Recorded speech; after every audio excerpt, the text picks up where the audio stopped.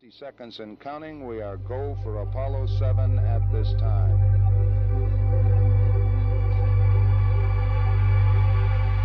T-minus 50 seconds. The vehicle now pressurized, and the vehicle is go, as is the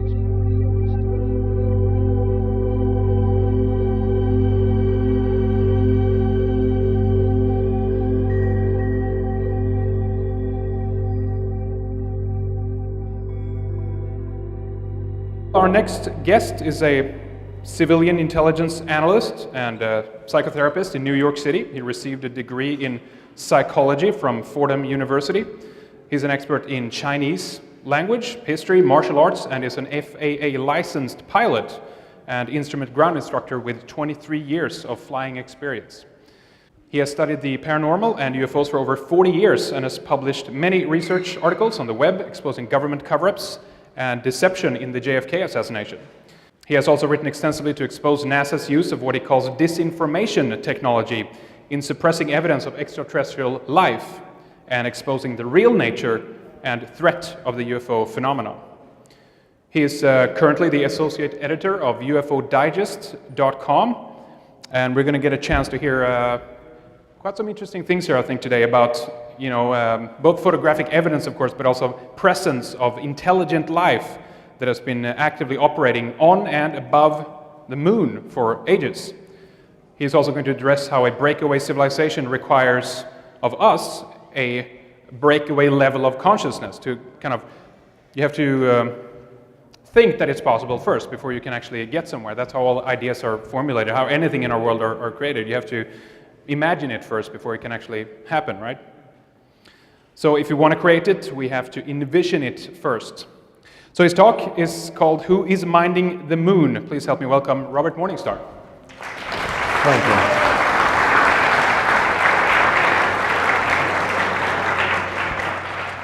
Thank you, everyone. It's truly a pleasure to be here.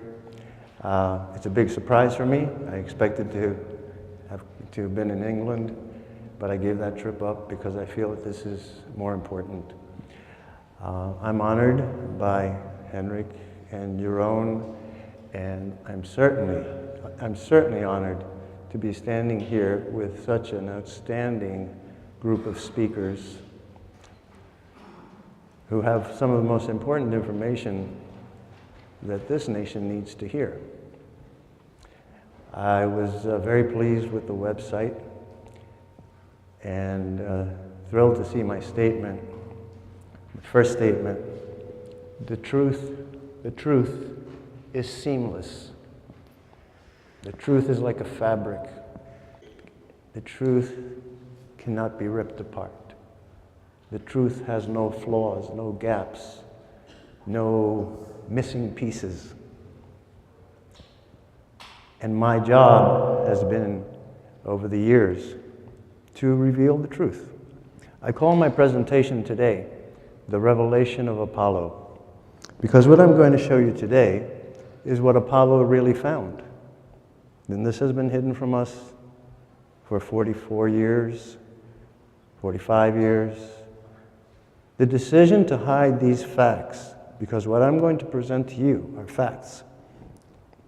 The decision to hide these facts from us was made 1 year before the first Apollo launch to the moon. I'm talking about Apollo 8. But a year before that, in 1967, a very high-level decision was made as a result of a think tank's conclusions.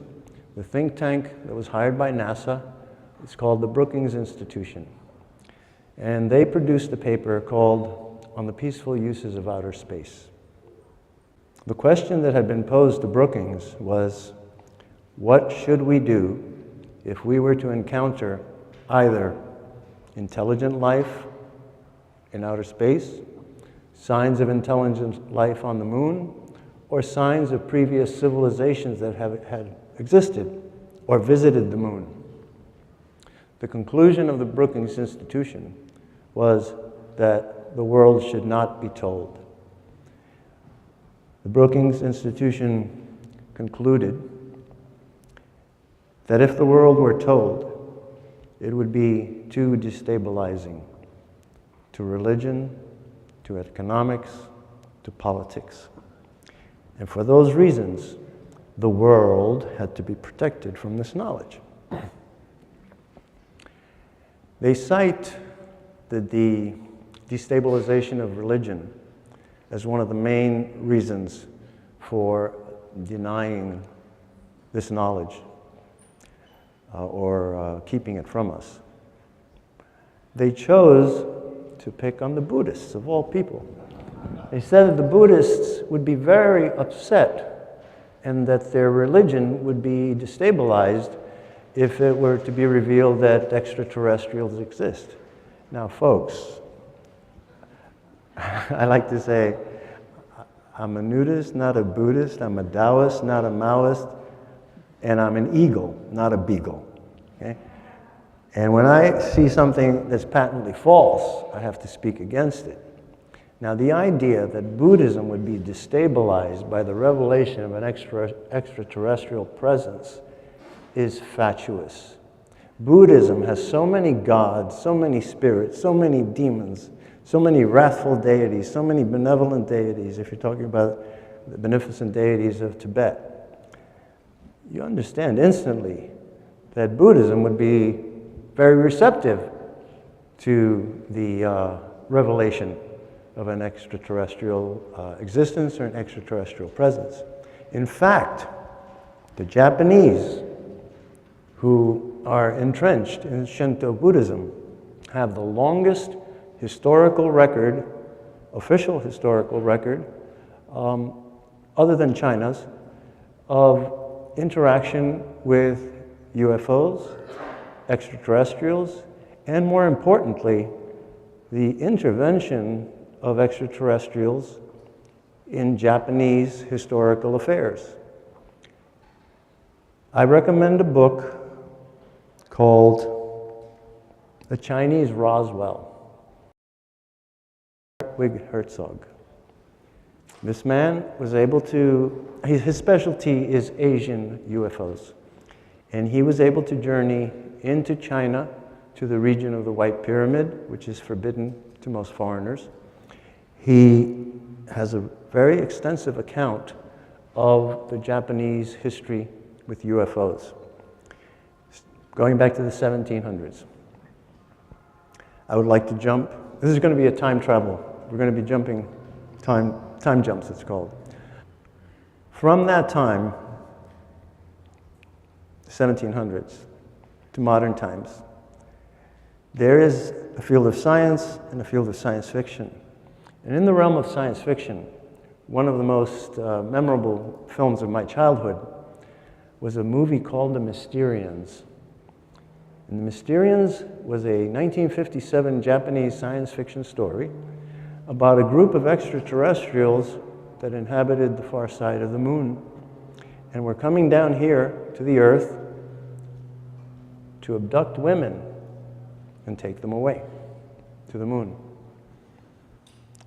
It's a wonderful movie, enthralling, which leads me to my next statement, which is, I learned from a Tai Chi master named T.T. Liang this adage, an axiom.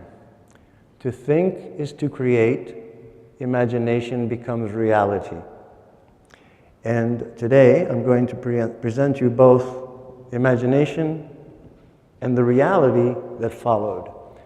I want, first of all, I'm going to point out my Facebook page because this is a place where you can find all this information. I feel the best way to protect oneself and the information is to put it out there. But I'd like to point out two things. One is this avatar for me, and this photo, which has been the icon of my page for as long as I've had it, actually. That photo was taken by Apollo 10. And we're going to go looking for that thing around the moon. That thing, I call it the Sentinel. And I call it the Sentinel after the book by Arthur C. Clarke, which came out in 1948. The Sentinel became the basis of 2001: A Space Odyssey. And in 2001: A Space Odyssey, if you'll recall, it speaks about a monolith that is found on the moon and points us to another place. What the movie does not explain is that the monolith was a teaching machine. It was an extraterrestrial artifact that was, well, there's a theory called the Newman probes. The idea was posited by a physicist named Newman. He said that a very advanced extraterrestrial civilization very far away might explore the universe by sending out probes and landers that would be sleepers. They would be dormant until they were triggered by something, in which time they would awaken and start to act. And his thesis was that a sufficiently advanced civilization could plant these probes in different solar systems, awaiting for the local denizens to get smart enough to find them and figure them out. But if they were found, they would be triggered, and then they would start to reproduce themselves. That basically, if a Newman probe landed on the moon, and let's say the extraterrestrial civilization decided that we're too dumb to know, but if we got smart enough to put out a radio beam or start talking to each other on radio, that the radio beacon might reach the moon and trip the object, the Newman probe, and then unfold it and produce a factory or another robotic entity, which might be a good description of the Greys, and that these would then start to act in the local solar system. Okay? So going to the subject of to think is to create and imagination becomes reality, I would like to begin by honoring the people that took us to the moon. Our moon project did not begin in the 1950s. Our moon project began with imagination in 1936, 37, 38. So I would like to introduce you to the people who got us to the moon on the premise of imagination. These are the people that I believe planted the seed of the idea that our destiny was not to be jailed on this planet, and that man's destiny is to branch out and to continue to expand. All right, these are some of my childhood years. I want you to look at that moonscape, which I thought was pretty wild when I was a kid. But as I've grown older, I realize that these people did incredible sets that are amazingly accurate. And we come to the man who inspired us to go to the moon, and the man who inspired President Kennedy to believe that we could go to the moon. These are the people, the heroes and the villains of the Flash Gordon serial. These people, their nobility, their honesty, their heroism lives on in all of us who grew up with it. This list of actors, the producers, the Imagineers, if I may coin a word. And unfortunately, we don't have the sound, but it's a very inspiring piece of music by Franz Liszt. And I'm going to stop it right here. And I leave that. Okay, this is it's a really very interesting piece of film because it's got a lot of earthquakes and things that are coming down to Earth and affecting everyone on Earth. And no one knows what the problem is, the purple death from outer space. It involves chemtrails. The evil Emperor Ming is seeding the atmosphere. Dr. Zarkov finds out the seeds that they're putting in the atmosphere is a plague that is killing people, and they just drop dead in the street, leaving a purple mark on the forehead, and so the name, the purple death from outer space. All right, so I would like to go to the moon with you, And the first thing I'm going to talk about, again, those were the Imagineers that got us to the moon, but then there are the technicians, the scientists, and the astronauts who actually went to the moon. Yes, we went to the moon. Yes, many of the NASA photos, many of the NASA films are doctored, but they're not doctored because we didn't go to the moon. They're doctored because the Brookings Institution said, don't tell the people what you found. Fortunately, many of these, the volume of photographs and films that were taken is so great that it's actually impossible for human beings to expunge the truth because the truth is seamless. And there is a very special group of individuals at NASA who are true Americans who roil at the thought of being manipulated and coerced and forced to falsify the facts.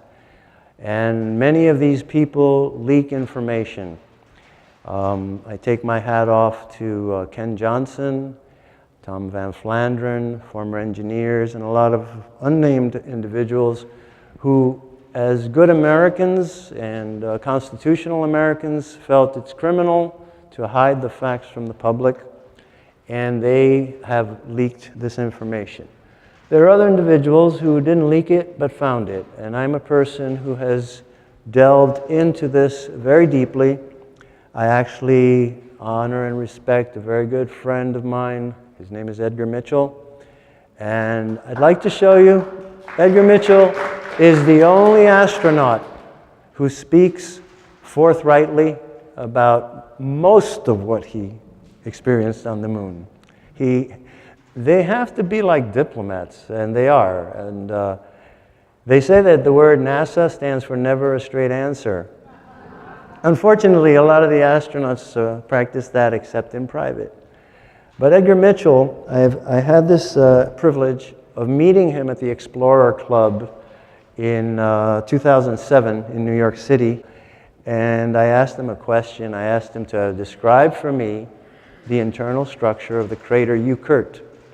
The crater Eucurt sits in the very center of the moon, not far from where Apollo 14 landed. And by my calculation of the flight path of the LEM and how it approached and how it landed, I was certain that he had to have seen the crater Eucurt. Now, why am I interested in the crater Eucurt? Back in the 1990s, the crater Eucurt's photographs, they were very rare until very recently. It seemed that they were being hidden. And it took me years to compile and compose patches of it, patchworks, to get it together. But when I asked Edgar Mitchell to describe for me the internal structure of the crater Eucurt, he changed from an affable and very friendly professor to a military officer. In an instant, he clicked his heels, he stared at me, and he said, "No!" And I sat quaked in my seat. I said, "Wow." And then 200 people, it was an audience like this, 200 people said, "Well, what did he say? What did he do?" And then he caught it, and he said, "Well, the mission profile didn't call for me to do that, so I don't have to." Okay, I took it. I said, well, what's special about the crater Eucurt is this. There is a catalog of something that NASA has called transient lunar phenomenon. Transient lunar phenomena, TLPs.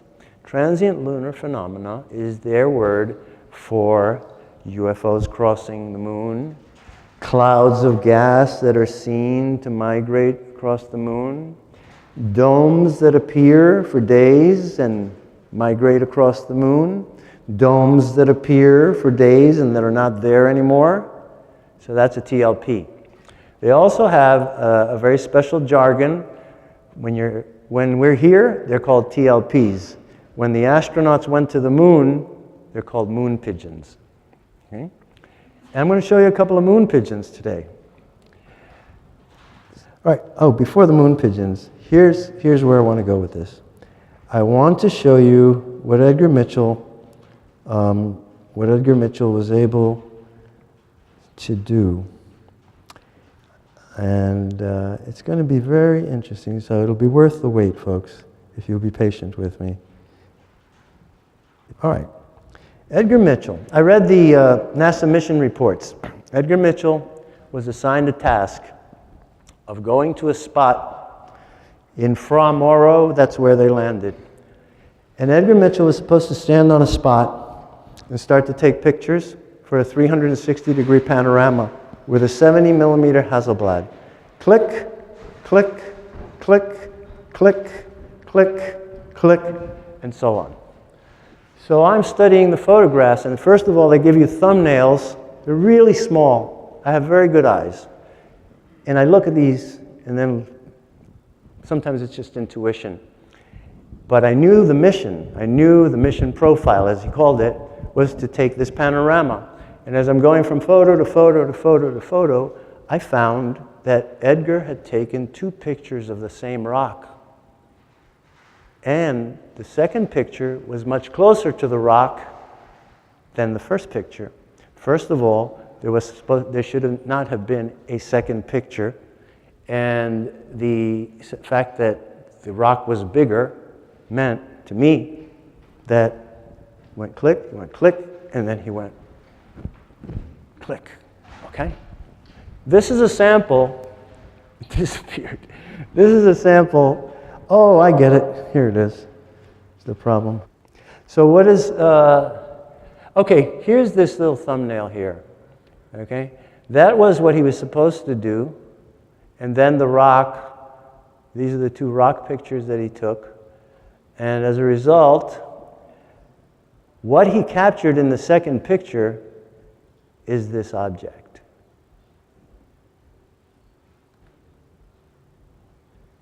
And this object is a rather anomalous object that has very strange characteristics, has a strange shape.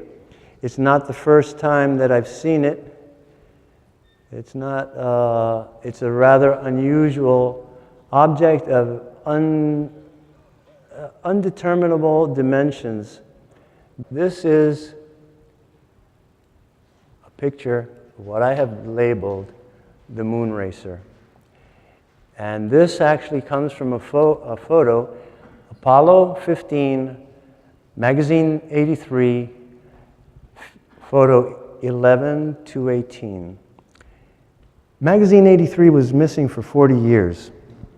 And a YouTube investigator, who gives his name as Luna Cognita, the known moon, found it about 2 years ago, and he found these missing pictures. What's unique about these photos is they weren't taken from the surface. There was an EVA, it's called a standing EVA, which I did not know about until this gentleman brought it to my attention, where the astronaut would climb up to the top of the LEM, throw open a hatch like a tank, to familiarize you. The hatch goes up, the tanker goes up, shoulders out, and they did this type of picture. But the magazine was missing for 40 years, and now we know why. Because this object appears in 2 of the photographs. That's an enhancement to bring it up, because the photo is very, very dark, and some of the things I do is to bring up detail. For example, in the original, it's almost all black. You can see this very strange configuration. Now you see the surface of the moon. You see contours here. You see these odd things up in the sky. Kind of looks like clouds. Remember TLPs? Transient lunar phenomena. Some of them have been black clouds that moved across. Regarding the crater Euclid, the reason I asked Edgar Mitchell about the crater Euclid is that since 1953, periodically, a bright red ruby light has been seen by astronomers to emanate from the crater Euclid. Now, the crater Euclid is a circular crater with an almost perfect equilateral triangle. I'm sure that if you've explored the internet and lunar anomalies, you've seen a photograph of a crater that has a 6-pointed star inside it. When the sunlight, high sun, hits the crater Euclid, the rays break off the central triangle, and they cast points of light on the rim, creating this six-pointed star.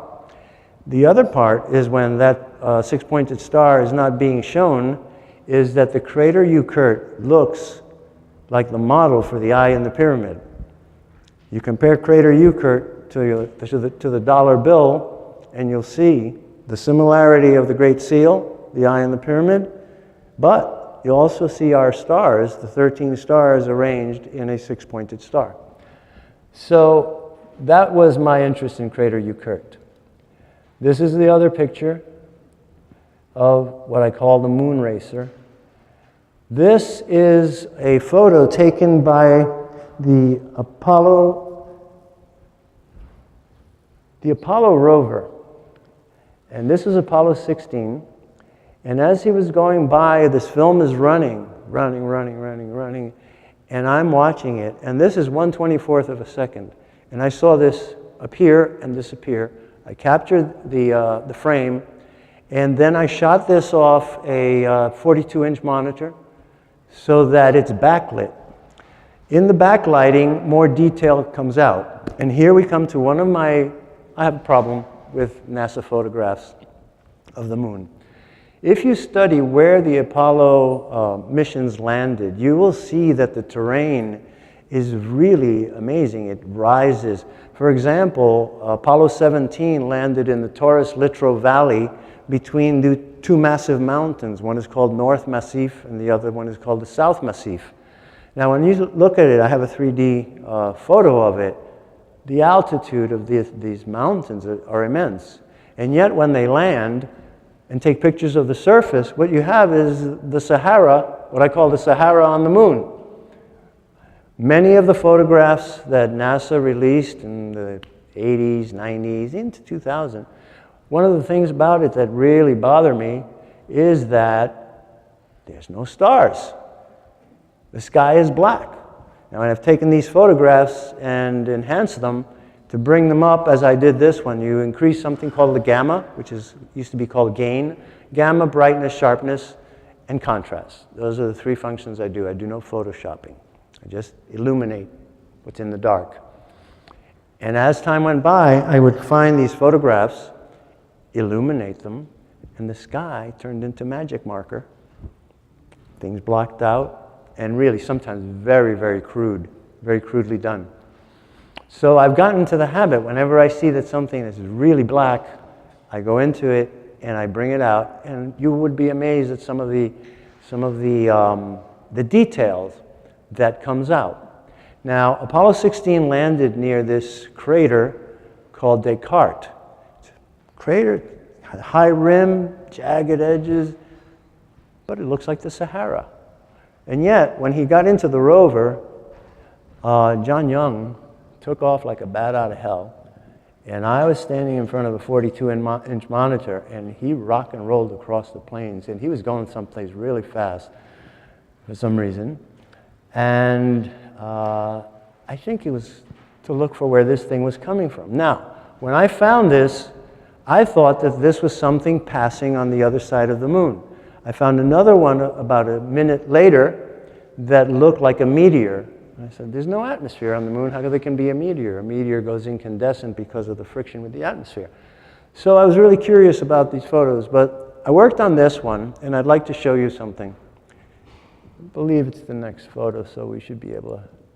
All right, there's the moon racer. Let me enlarge this a bit, and I'll show you what Buzz Aldrin was talking about. This craft appears in the film that I was trying to show you, Apollo 16 onboard camera.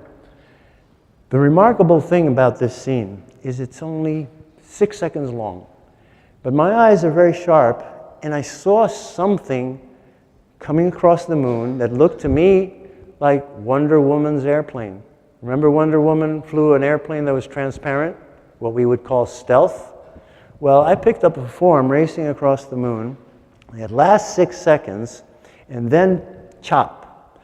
But before the chop, 3 frames were left intact.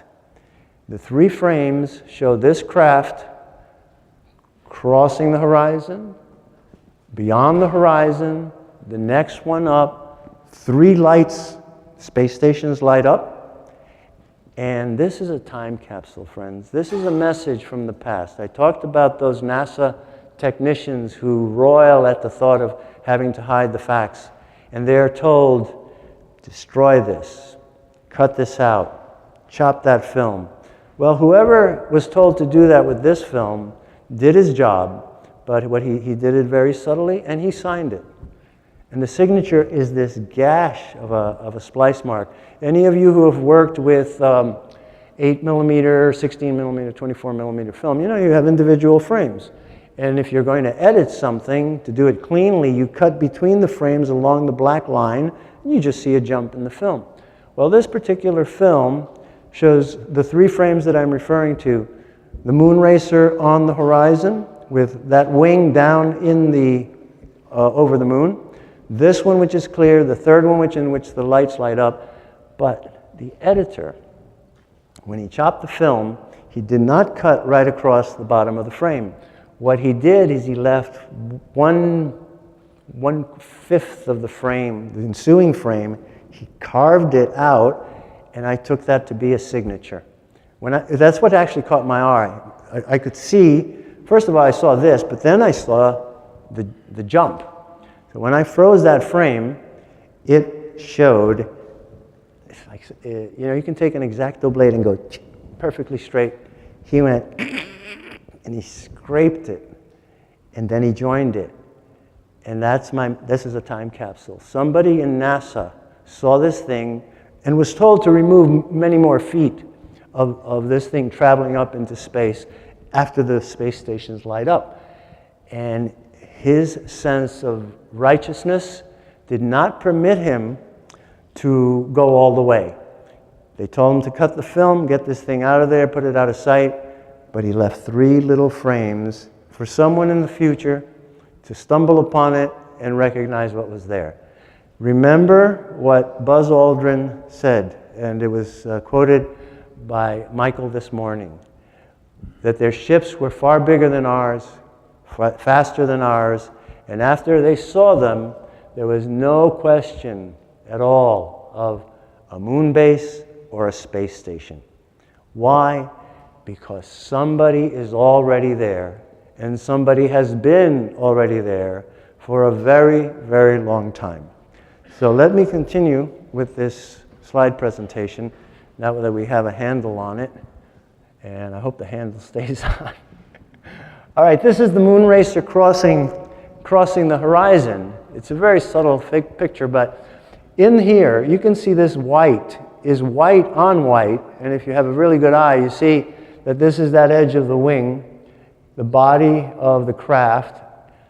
I look at it and I said, boy, they must have given this to Spielberg and George Lucas for Star Wars as a model for X-wing fighters or even the Millennium Falcon.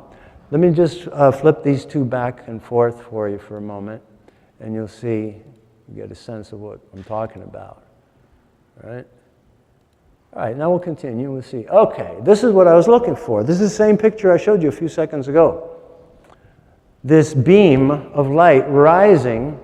Now, as I said, I thought asteroid moving by really fast or meteor, quote unquote. And I thought, or it's beyond the moon. Because, folks, one of the scariest things that I've ever seen in my life was the Perseid meteor showers that happened around 1998. I went out and I drove out of the city to be able to see this, and I saw a meteor go like that. And when I saw that, I thought of the impact. The velocity is, the right term is, the velocity was astronomical. And I thought, oh my God, if that should hit the Earth, the impact would be incredible. Now, that's what I thought I was seeing, because I saw the Perseid go by the Earth. It just hit some of the atmosphere, lit up, and then went by. This is the real terrain. This is the rim of a crater, this black, the back of a dragon. See, it looks to me like a dragon tail. And this is what emerged when I enhanced the photograph. And so the moon is not like the Sahara.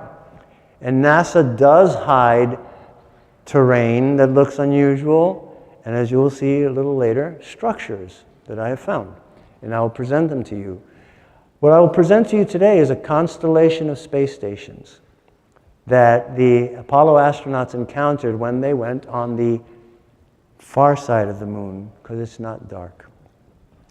And the description that I give, as having seen these things, I say to myself, oh my God, you know, the Apollo astronauts, when they went around the other side of the moon, you know, two guys in the LEM, the other guy alone in the command module, it would be like this. Two people in a kayak leave Pearl Harbor and go around Oahu, and they come around the other side of Oahu, and as they make a turn around the island, all of a sudden, the USS Ronald Reagan supercarrier is racing by them. That's the magnitude of the size of the spacecraft and the space stations that I will show you in a little while. I'll continue with this slide set. And all right, this is a photo, also leaked to the public, of I can do it this way.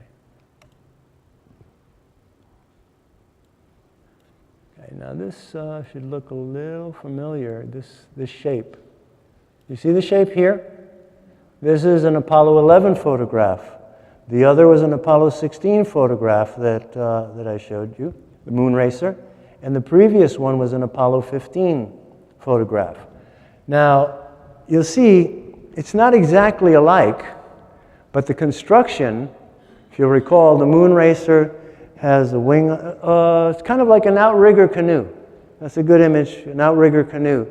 They have the wing out here, a central body, and a very strangely shaped and configured other wing. It's not symmetrical. This is the Apollo 11 shot, the moon racer. The blue close-up was Apollo 16, and the very first ones where I said Apollo 15, the lost magazine, was recovered by Luna Cognita, whoever he may be. Thank you very much. There it is again. That is the moon racer, the enhancement, close-up. This is a cropped photo. Now, this is interesting because this is 219. 218 showed you the craft low and in the dark, and so I had to bring it up to show the terrain. This one is different. This one, the moon racer, is climbing out. You're seeing it from a different place. In the other photo, you saw it from the top, like this. In this photo, you're seeing it like this. So what does that say? That says this thing came in like this and swooped up. And that's exactly what it looks like in the Apollo 16 film that I may be able to show you a bit later. So moon racer was, well, you know, when we have intruders along the coast, we used to send out fighters to intercept them and check them out and see what their business was with us. Well, I think that this is the purpose of this craft. They came, they saw the Apollo lander, and they decided to give us a message. And they repeated the message with every flight, which is why there was no Apollo 20, Apollo 19, and the mission stopped at 17. By Apollo 17, we got the message, terminated it. The excuse was funding, but I don't think it was funding myself. Now let me go on. Hiroshima on the moon is an area that was mapped by the Chinese. The Chinese satellite, the second probe, Chang'e 2, went to the moon, and in going to the moon, it took a picture. It took, actually took quite a lot of pictures of an area that is an area of vast devastation. It's an area of vast devastation, laid waste.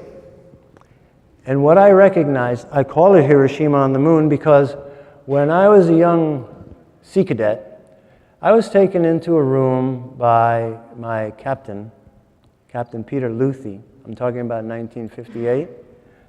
And in 1958, he took me into a room, and in that room, he projected slides of Hiroshima that he had taken 1 month after the atomic bombing of Hiroshima.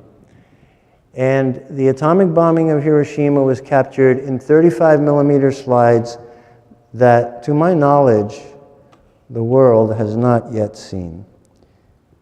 I was absolutely stunned to find a video of this area. So what I'm going to do is going to take you through the terrain, and if I succeed, I'll be able to show you the original video taken by Chang-O 2. Now, who is Chang-O? And who is Chang-O? And who is U2?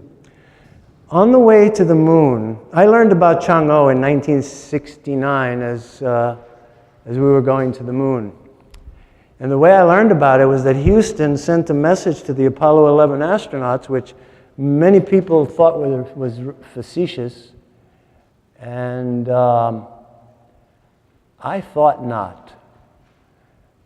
I thought not, because the astronauts didn't take it as a joke. The message was, Apollo 11, Houston. Houston, Apollo 11, go ahead. We have a message for you. There seems to have been, there was a Chinese princess that was abducted several thousand years ago by a 6-foot-tall gray rabbit and taken to the moon. So if you see her around, let us know. That's the gist of it. And the Apollo astronauts didn't giggle, they didn't laugh, they just said, Roger. Right? Now that's who Chang-O is, and the Chinese have named their spacecraft after this princess. All right, we've got some success here. This is a little patch of this area of wide devastation. This is shadow. Now this shadow is immense. You see this little patch here? Notice also all of these white spots. These are all columns. Columns of approximately the same altitude and the same diameter. And there are hundreds of them. So let's go through this area, and then I will see if we can get... all right, I had a video of a man named Carl Wolf, who was a U.S. Air Force sergeant in the 1960s, and he was stationed in Langley, Virginia, in photo reconnaissance. He was a technician. They were doing the Corona satellite, and his story was that some machine broke down, a photo reproduction machine, and he was the technician asked to fix it.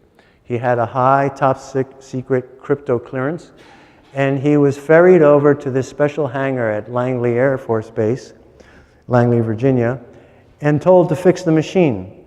Now this printer was a giant thing. He said it was about the size of a refrigerator, and when he checked it out, it couldn't be fixed there. So it had to be taken out and brought back. And in the process, he got to know the technician, and the technician said to him, hey, you know, we found something on the moon. And he says that he literally started to get frightened, that he knew he wasn't supposed to know this stuff.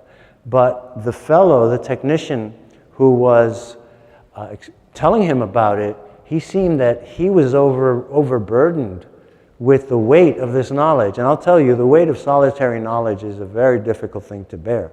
So you find relief in sharing the knowledge with someone.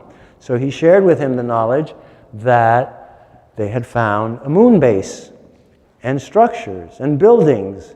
And he showed him a couple of photographs. And Carl Wolf says, I saw tall towers, circular towers, all of the same size, height, and all of the same diameter. I also saw other buildings with triangular tops.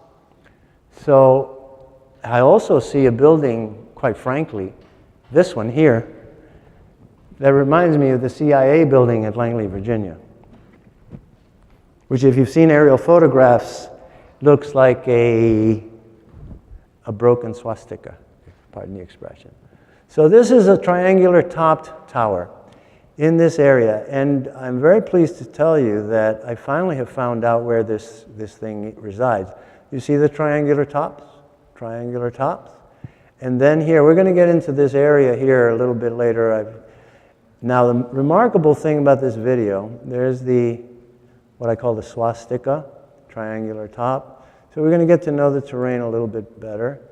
And you see, as we go out into a wider scale, we start to see more and more detail. Look at this down here. This is a standing wall. Right here. This standing wall is casting these long shadows. But the most interesting part of this section here for me, use my laser here, is this big E. You see this over here? I'm pretty sure that I can enlarge it now.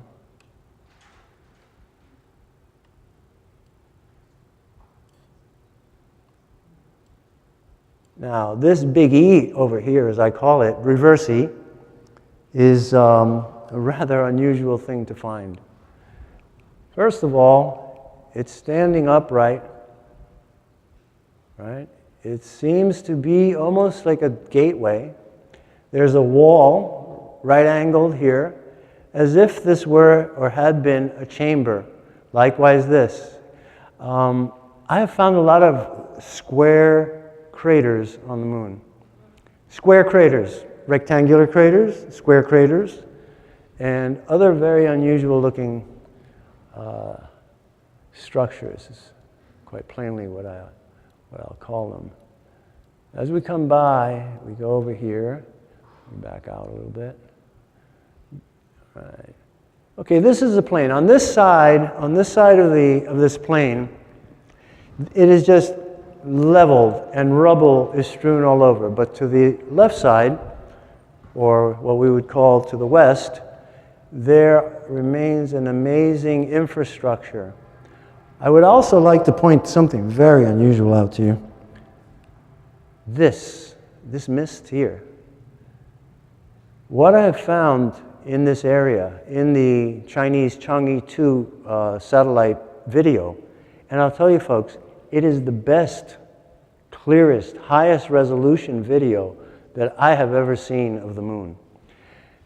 Now, the interesting thing about this video from the Chinese is they visited this place morning, noon, and night. This very short video shows morning sunlight striking the top of a structure. And at the top of that structure is a white cross. Okay, so in 15 minutes. Right, so there was this white cross, and the Chinese went back, and I say morning, noon, into evening. So they got morning sunlight, midday light, and evening light. However, that means that the Chinese satellite went back there repeatedly for 2 weeks, because the morning on the moon is 1 Earth week long. And so, the moon is turning, 28-day period. When part's in sunlight, it turns very slowly. So when the Chinese found this, they kept going back to look at it again and again and again. So that tipped me off that this is a very important place, very important place. This is a much better photograph than the other. And we have, again, the triangular topped buildings that Carl Wolf described. We have structures here. Now this is the most amazing structure to me, because it appears to me to be a stadium. Not just a stadium, but a stadium All right, if you can imagine where the stadium where the Giants play, the stadium, and if you can imagine the gateway to the west in St. Louis, this is inside the stadium, this is out of the stadium. Then we have this structure here, which is pretty much symmetrical. You see? These two tops go across, these two tops, sort of like an egg crate type of structure. And then we proceed to other areas of this region. I'm told I only have 15 minutes to finish up, so I'm going to go through this fast. Oh, here, look. That's a much better photo of these two structures. What I call the stadium and I call the arch. So let's go through this and just get a hang of it. Again, I'm really fascinated by the triangular topped structures, the stadium with the arch coming out of it, may I call it the Intercontinental Hotel? Because it reminds me of the place where Howard Hughes wound up in Nicaragua, and he left just the day before the earthquake of '72. Howard Hughes had retired recluse, and he had taken residence at the Intercontinental Hotel in Nicaragua, Managua, Nicaragua, and stayed there until the day before the earthquake. So this reminds me of that structure. So I like to label things in terms that are familiar to us. Again, I'm concentrating in that area. I'm going to go, here's this mist. Now, in the film you see, in the video, you see that this area is near a cauldron of boiling up smoke. And the smoke overrides these structures, and at other times it settles, as it has settled here. Now, that area, the black area, is an abyss. It's an area called the Mare Orientale, and it's one of the biggest structures. Again, the Big E, close up to the Big E and the standing walls. Okay. This is the object that I showed you earlier. And this object is an object that NASA says is a 1.5 foot piece of mylar. 10 minutes? 10 minutes, okay. A 1.5 foot piece of mylar. You know, I get offended when people treat me as if I'm stupid. And I'm sure you're the same. It is a great offense to be told that the obvious is not the obvious. Now let me explain to you why this cannot be a 1.5 foot piece of mylar. And the answer is in the shadow. You see? That shadow. That shadow can only be produced by two things. It's either the moon or the spacecraft. However, the sunlight is coming from the wrong direction for it to be the spacecraft. Now, there is a curve to this.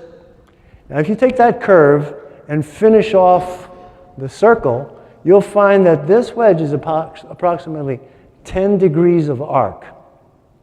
10 degrees is 1/36th of a circle. 1/36th of, you've got a calculator? 1/36th of about 6,000 miles, the circumference of the moon. So you get about 166 miles. So this object is about 166 miles in the vertical. There are 3 photographs of it. The object moves, it emerges from the sunlight, into the sunlight, it turns, and now we're getting to the nitty-gritty, which is, here, I can't tell you how I felt when I found these space stations, because they are consistent in their shape. I was following this thing here, which I call the string of pearls. I call that the string of pearls. And in the photograph sequentially, I was going, whoa, what is that? And now, if it's an artifact, it shouldn't appear in all the photographs. But it moves. It moves there, it moves here, and it was alone. Then you come around the bend of the moon, and all of a sudden these objects appeared, and they caught my attention. And now, if you look at them, if you understand the size of what we're looking at, you'll understand my analogy of the kayak going around Oahu. Here's more. Okay, this is a Russian Zond photograph, early one. I work with the Russian photographs and the lunar orbiter photographs because they are hard copy prints that were brought here, and they were released, and they're not hard to tamper with. The digital information that is downloaded by NASA from the Hubble Space Telescope and the other satellites, when they're presented to the public, they are degraded. They are dehanced. I enhance photographs to bring out what's inside. NASA dehances it. But working with these, now let me show you this. This is the Mare Orientale, or Oriental Basin. And the area that we were looking at, I just found out, is in this region.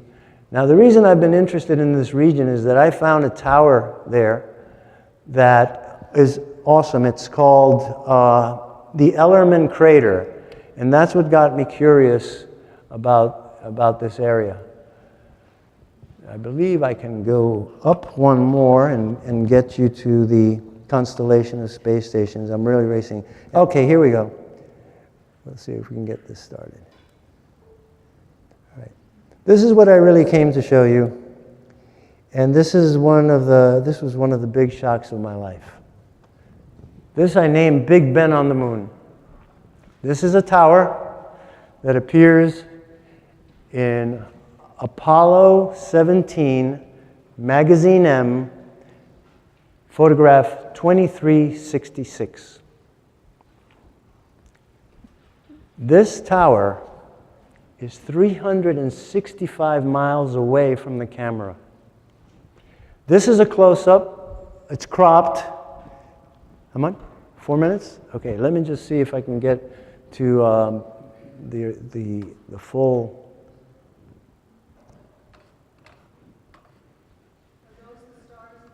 Yes, ma'am. Those are the stars in the sky. And you know, years ago I kept saying, why does NASA take the stars out of the sky in the Apollo photographs? And then I said to somebody, you know why? Because the constellations that you see on the moon are the same constellations that we see from the Earth. And any anomalous light that appeared in any of these photographs, you would instantly say, what is that? And that was the reason, as I'm going to show you, if I can get through to the file that contains, let's see, okay, let's go one more. All right, that's a clear shot without the labels. I have just calculated, let me just say something about Einstein. If we're going to have a breakaway civilization and a breakaway consciousness, we have to break away from Einstein. Because there is a fundamental fallacy and a lie in Einstein's statement that we cannot go faster than the speed of light. And I've addressed this question to some of the top physicists in America. One physicist said to me, "You're absolutely right." The other one said, "What? No, we have never found any exceptions to Einstein's theory of relativity." And what I said to this scientist, who's very famous, but I won't embarrass him, I said to him, "Professor, don't you think that it's a fallacy, fallacious thinking, and a non sequitur for Einstein to say that we cannot travel faster than the speed of light, and yet his equation says E equals mc squared? How can you posit a value of c squared when nothing can travel faster than c?" They stand speechless. They stand speechless. They have no answer for that. And I'd like you to think about it. The photo of Einstein? I have no photo of Einstein to show you here today. But that's an equation that relates to this. And another time, perhaps, this is a concept of what the interior of the moon might be, because the moon has hollow spots inside. And, let me finish with this. I know my time is short. It's not what I wanted to show you completely, but this is a very beautiful photograph of San Francisco. And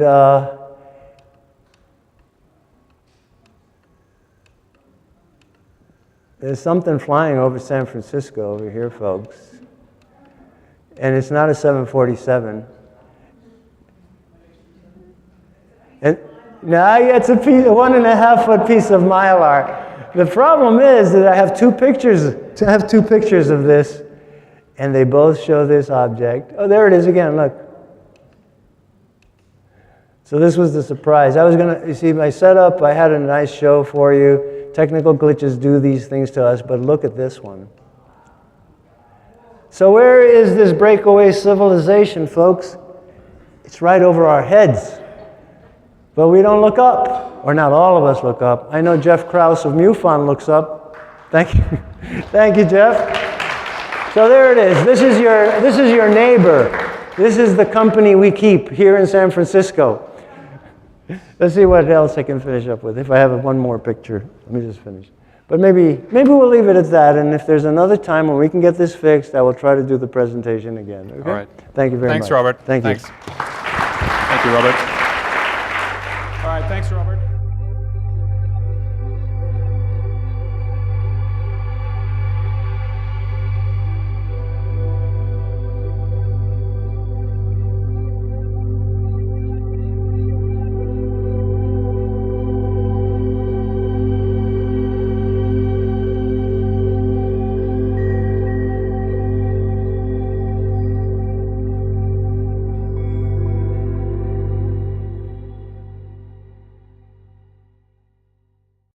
Many wrathful deities, so many benevolent deities, if you're talking about the beneficent deities of Tibet. You understand instantly that Buddhism would be very receptive to the revelation of an extraterrestrial existence or an extraterrestrial presence. In fact, the Japanese, who are entrenched in Shinto Buddhism, have the longest historical record, official historical record, other than China's, of interaction with UFOs, extraterrestrials, and more importantly, the intervention of extraterrestrials in Japanese historical affairs. I recommend a book called The Chinese Roswell. Wig Herzog. This man was able to, his specialty is Asian UFOs, and he was able to journey into China to the region of the White Pyramid, which is forbidden to most foreigners. He has a very extensive account of the Japanese history with UFOs, going back to the 1700s. I would like to jump. This is going to be a time travel. We're going to be jumping time jumps, it's called. From that time, the 1700s, to modern times, there is a field of science and a field of science fiction. And in the realm of science fiction, one of the most memorable films of my childhood was a movie called The Mysterians. And The Mysterians was a 1957 Japanese science fiction story about a group of extraterrestrials that inhabited the far side of the moon and were coming down here to the Earth to abduct women and take them away to the moon. It's a wonderful movie, enthralling, which leads me to my next statement, which is, I learned from a Tai Chi master named T.T. Liang this adage, an axiom. To think is to create, imagination becomes reality.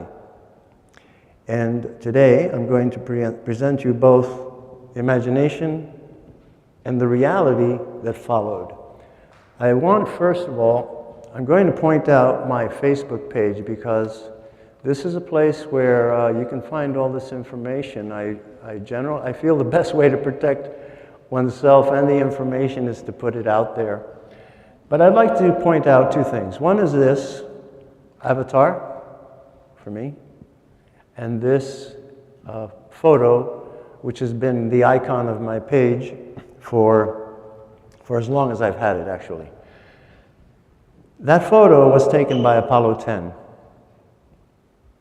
And we're going to go looking for that thing around the moon. That thing, I call it the Sentinel.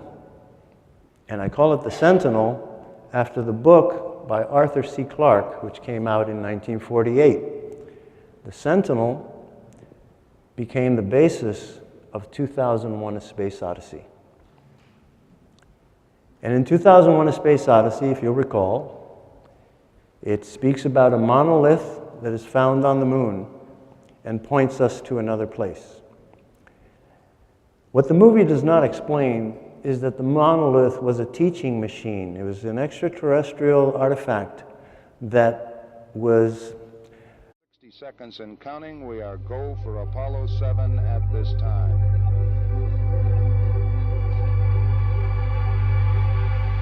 T-minus 50 seconds. The vehicle now pressurized, and the vehicle is go as is the spacecraft at this time.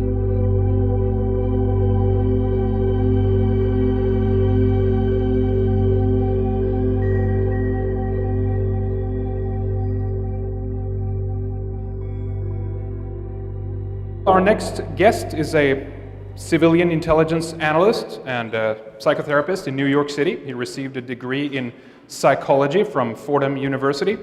He's an expert in Chinese language, history, martial arts, and is an FAA licensed pilot and instrument ground instructor with 23 years of flying experience. He has studied the paranormal and UFOs for over 40 years and has published many research articles on the web exposing government cover-ups and deception in the JFK assassination. He has also written extensively to expose NASA's use of what he calls disinformation technology in suppressing evidence of extraterrestrial life and exposing the real nature and threat of the UFO phenomenon. He is currently the Associate Editor of UFO-Digest.com, and we're going to get a chance to hear quite some interesting things here, I think, today about both photographic evidence, of course, but also presence of intelligent life that has been actively operating on and above the moon for ages. He is also going to address how a breakaway civilization requires of us a breakaway level of consciousness. You have to think that it's possible first before you can actually get somewhere. That's how all ideas are formulated, how anything in our world are created. You have to imagine it first before it can actually happen, right? So if you want to create it, we have to envision it first. So his talk is called Who is Minding the Moon? Please help me welcome Robert Morningstar. It was hired by NASA. It's called the Brookings Institution. And they produced a paper called On the Peaceful Uses of Outer Space. The question that had been posed to Brookings was, what should we do if we were to encounter either intelligent life in outer space, signs of intelligent life on the moon, or signs of previous civilizations that had existed or visited the moon? The conclusion of the Brookings Institution was that the world should not be told. The Brookings Institution concluded that if the world were told, it would be too destabilizing to religion, to economics, to politics. And for those reasons, the world had to be protected from this knowledge. They cite the destabilization of religion as one of the main reasons for denying this knowledge or keeping it from us. They chose to pick on the Buddhists, of all people. They said that the Buddhists would be very upset and that their religion would be destabilized if it were to be revealed that extraterrestrials exist. Now, folks, I like to say, I'm a nudist, not a Buddhist. I'm a Taoist, not a Maoist. And I'm an eagle, not a beagle. Okay? And when I see something that's patently false, I have to speak against it.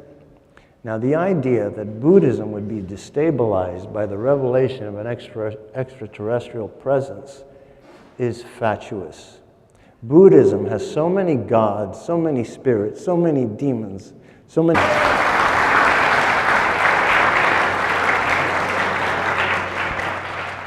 Thank you, everyone. It's truly a pleasure to be here. It's a big surprise for me. I expected to have been in England, but I gave that trip up because I feel that this is more important. I'm honored by Henrik and Jeroen, and I'm certainly honored to be standing here with such an outstanding group of speakers who have some of the most important information that this nation needs to hear. I was very pleased with the website and thrilled to see my statement. The first statement, the truth is seamless. The truth is like a fabric. The truth cannot be ripped apart. The truth has no flaws, no gaps, no missing pieces. And my job has been, over the years, to reveal the truth. I call my presentation today, The Revelation of Apollo, because what I'm going to show you today is what Apollo really found. And this has been hidden from us for 44 years, 45 years. The decision to hide these facts, because what I'm going to present to you are facts. The decision to hide these facts from us was made 1 year before the first Apollo launch to the moon. I'm talking about Apollo 8. But a year before that, in 1967, a very high-level decision was made as a result of a think tank's conclusions. The think tank